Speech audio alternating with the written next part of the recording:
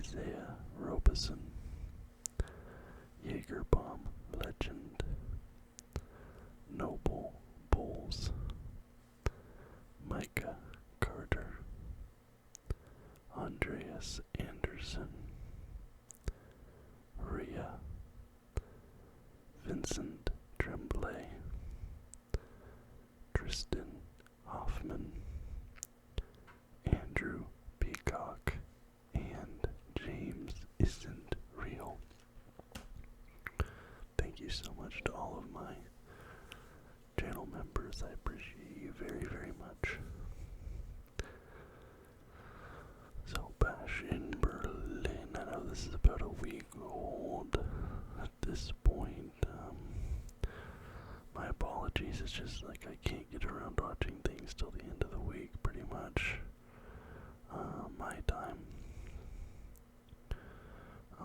So it came a bit late for me, and also, like, this really wasn't one that I was super interested in on the surface.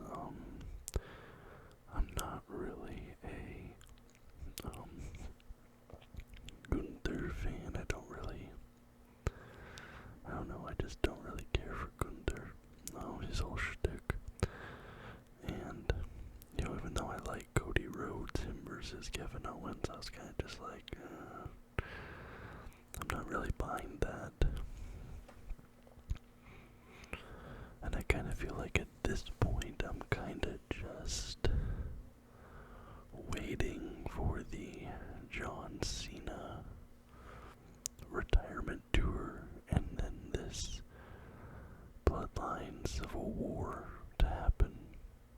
It kind of feels like we're just biding time until those things happen, but so I'm just gonna briefly talk about, we start off Cody Rhodes against Kevin Owens. Like I said, I guess of these matches, this is the one that I was like the second least interested in. But it actually surprised me quite a bit. It started off a bit slow, but I loved the like the obvious distinctions, the style differences between Cody and Kevin Owens. I thought that it was a really interesting dichotomy between the two of them, and then sort of Kevin Owens' own internal struggle with, fighting Cody when he's not as best as that and the other. Cody obviously ends up winning this one. I think you're gonna assume that that's what was gonna happen. Honestly, all of the outcomes in this show pretty much went exactly. There weren't really any big surprises, I don't think. For me, it was pretty much, the interesting thing was just like one of these B-tier pay-per-view events with another European crowd, obviously Germany instead of France. Because that France crowd was so good, there's obviously going to be comparisons between Germany and them. And I don't think that this reached the heights of that.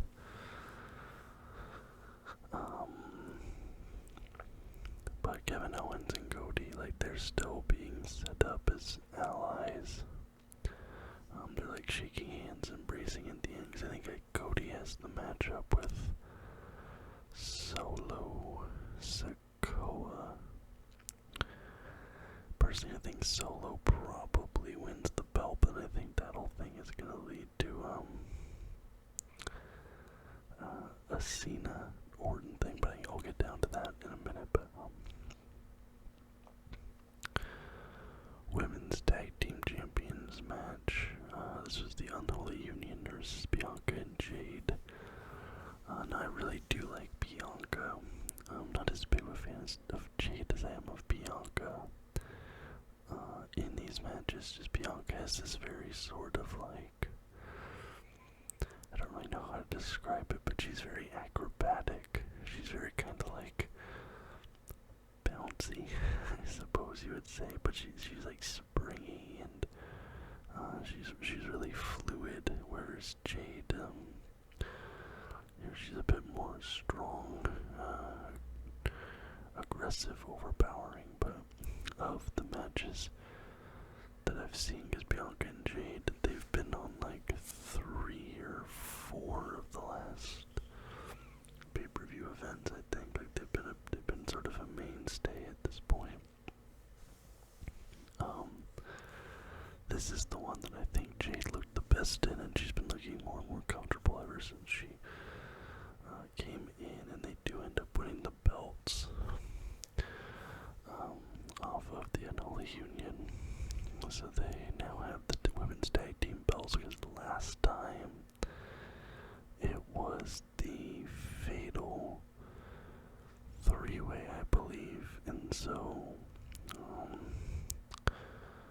they didn't actually beat Bianca and Jade for the belt. There's like this whole storyline thing going on, but they now have the belts. Your strap match now. I was complaining last time that the CM Punk Drew McIntyre thing felt like it had been a little bit too played out, and I was kind of ready for it to just end. And then Drew McIntyre wins there. And I was like, okay, thank God, now they can both move on to something different. But they haven't moved on to anything different now. Their feud is continuing. This time it's CM Punk who walks away with the victor. It was a very exciting match. I enjoyed watching it. But, part of me is like, man, are these guys going to do anything other than this? Because part of me feels like this isn't even going to end this feud. And then, like, it's been, like a year now between these two guys. Like, going back and forth, like the social media stuff, and then everything else. Like, I feel like it's been at least a year between the two of them, right? And it's like, I feel like you have to have them do something different, or else it's gonna start to get to the point where, like, this is all they're known for. Obviously with CM Punk, he has all that history from before, and whatever else, but it's getting long in the tooth, in my opinion. I think the audience is ready to move past this. I think they're ready to move past this. I really hope that this strap match can be the end of this feud, and I don't know, Drew McIntyre can go challenge for a belt, maybe go up against Gunther, maybe, I don't know, whatever else. I think CM Punk needs to be trying to get a title, Drew McIntyre needs to be trying to get a title, they to be worked into some other storylines. I don't know which storylines. With the Judgment Day falling apart, maybe there's a little something there, something had happened. But the storylines right now, the bloodline stuff is so much, and then with Cena coming back, I'm assuming that Cena and CM Punk will have a run-in with each other at some point. But yeah, I feel like these guys just need to move on and start doing something different. Now, the mixed tag team match was probably the match I was the most excited about coming into this pay-per-view. But while watching it, I didn't really care for it all that much, to be honest. I do think it's interesting that, like, the Judgment Day is basically falling apart, because I feel like you kind of had to do it. They were, like, easily, outside of the bloodline, like, the strongest faction. And I like, though, now that you have Rhea Ripley and Damian Priest together, the Terror Twins, they're calling them. I like them two together. They make a really cool pairing. I like the way they work together in the ring. Their movesets, they played really well with each other. Even at the intervention by the Judgment Day, to try and, like, stop them, and like that whole segment was cool. But overall, like I said, this was the match I was most excited for coming into this one.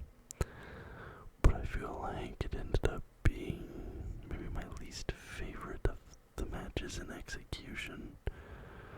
It kind of came to an end, and I was kind of just left sitting there like, was that it? I don't know.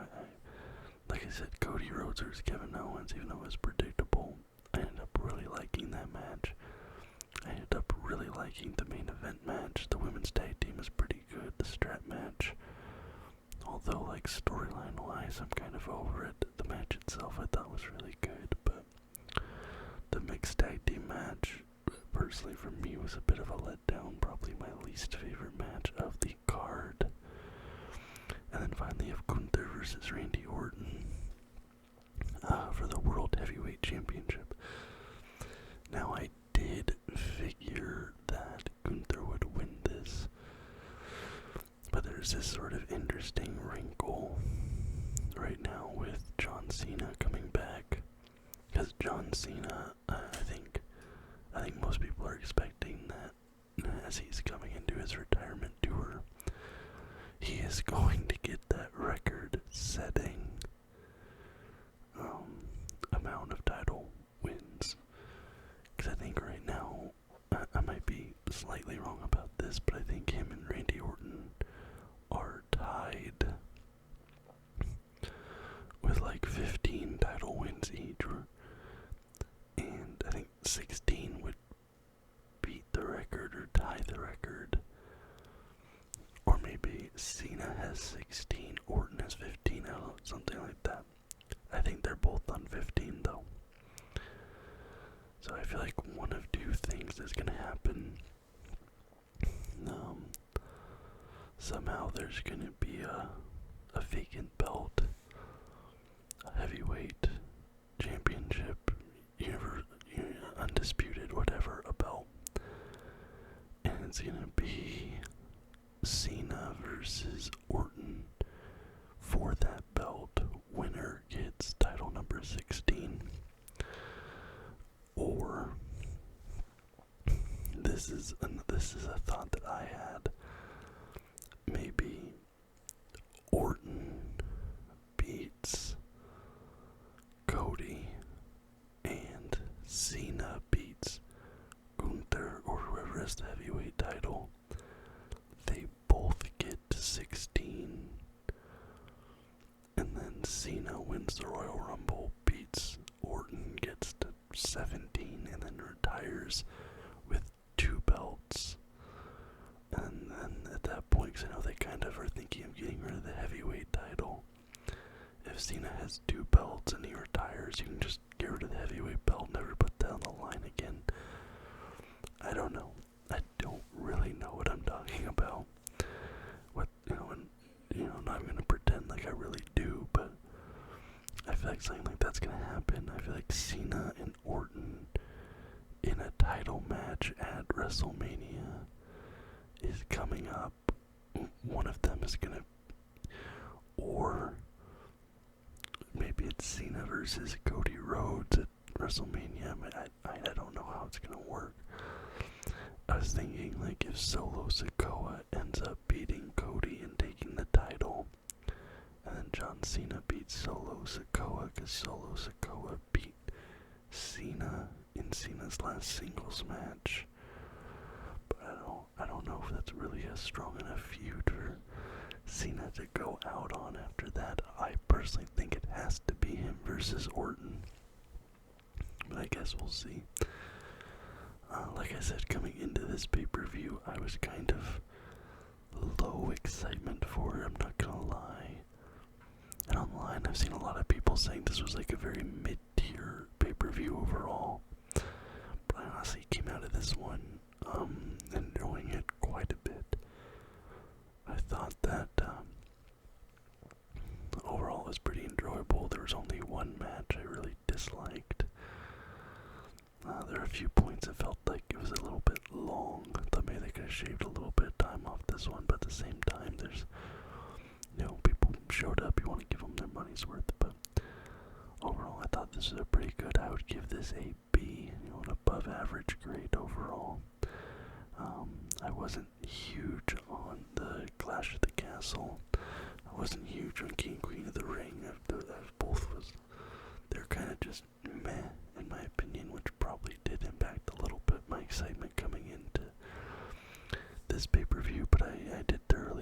myself with this one. And I think our next one is Crash Out. I think that's coming up in October. I think so. I think Crash Out in October is our next big one, but yeah, I'm sorry again, this one's a little bit late. Just a little bit late to the game here, but let me know what you thought of Bastion Berlin in the comments down below. If you liked this video, please hit a thumbs up and subscribe to the channel for more content just like this almost every single